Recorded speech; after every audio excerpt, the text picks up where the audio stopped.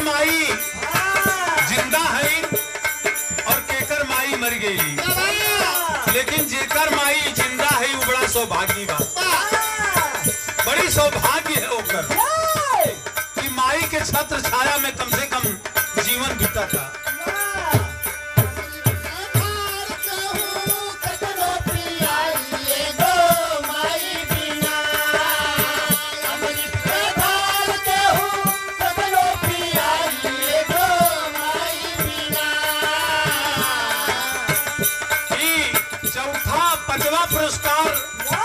राम वृक्ष के कर कमलों द्वारा बार बार नमस्कार आशीर्वाद की कामना कहना है।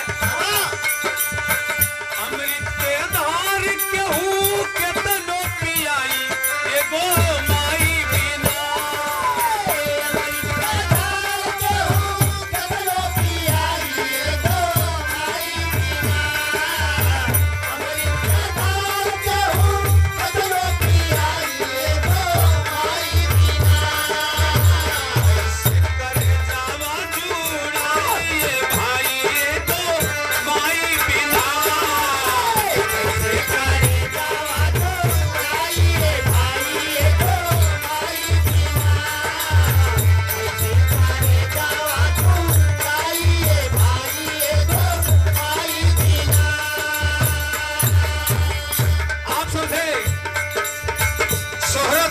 यादव जी के करकमों द्वारा 20 रुपया द्वितीय पुरस्कार, भैया के बार बार नमस्कार आशीर्वाद की कामना। माई वो चीज होले जेकरे माई नाई वो ओकरे दिल से पूछी, आज केहू के माई कहले के तरसता, वह बड़ी भाग्यवान बा जेकरे माई बा कहल गई। जानत सब के हुआ, थोड़ा सा याद धराने की बात है। कैसे करे जावा तू काई भाई एगो माई बिना,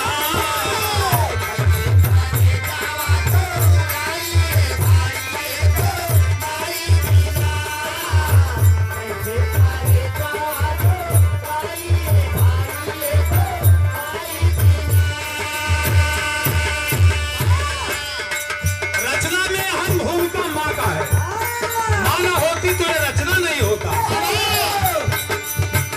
नौरे महीना माई कोठिया में रखली,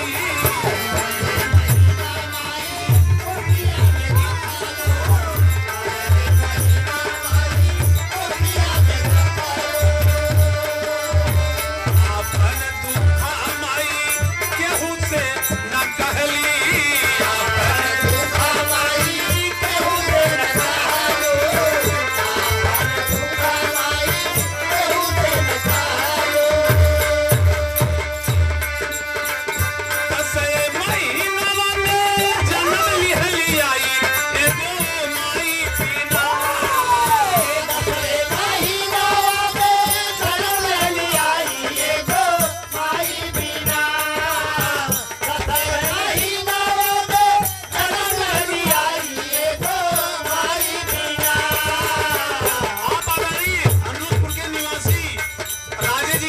द्वारा 20 रुपया पुरस्कार, बार नमस्कार आशीर्वाद की कामना।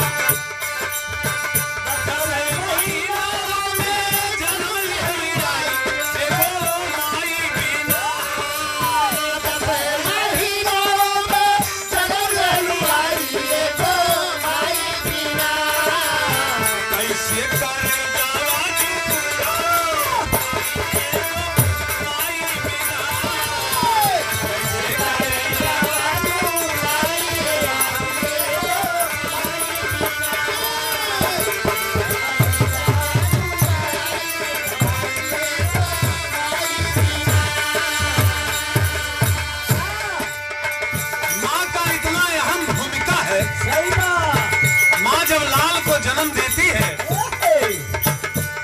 अपना दुख बिसरा करके अपने लाल के तरफ रुख करती है, जब सही हो लाल को चूमती है, चाटती है। देखिए क्या स्वागत छिपा है।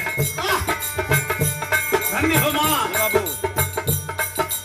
आप श्रद्धेय राम जी के करकमों द्वारा 20 रुपया पुरस्कार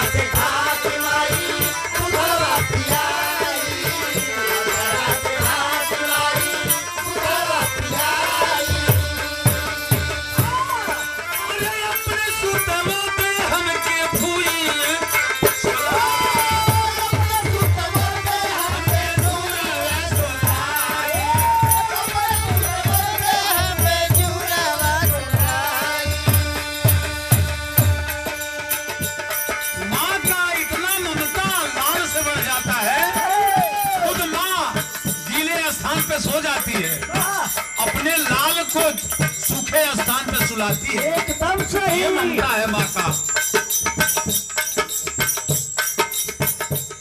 अच्छा, पट्टीवार के निवासी पाल जी के कार्यक्रमों द्वारा 20 रुपया बार बार नमस्कार, आशीर्वाद की कामना, जनता जनार्दन को जय हिंद कहना है।